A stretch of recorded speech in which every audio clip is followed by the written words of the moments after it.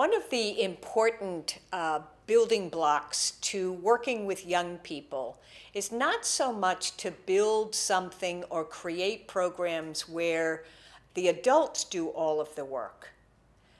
The focus or the goal is to engage young people in participating, in becoming part of the work and part of the solution themselves. Now that takes a little bit more intention and patience and work to sit back and not tell young people what to do, but actually encourage them to come up with their own ways in which they find out what they need to find out and then to create a solution to it.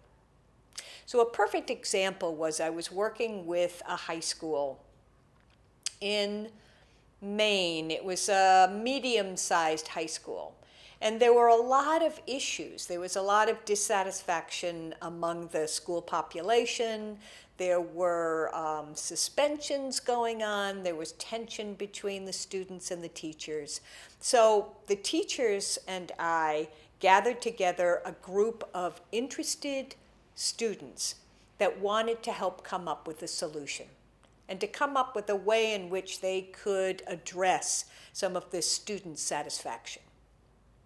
So because I had a few skills in my back pocket, I presented them with some ideas of what they could do. And they actually came up with the idea of creating a survey. They wanted to develop and implement a survey among their peers to find out what the problems were and then to come up with some possible solutions. So we brainstormed a series of questions. One of the students typed it all up, put it all together in a survey, and then each one of those students in turn contacted their homeroom teacher and asked if they could present this survey idea to their classmates during homeroom. The teachers agreed. The students went in. They talked to their students about the need to fill this survey out. They implemented the survey. Now, mind you, there were 150 students in this class, so there were a lot of kids filling out this survey.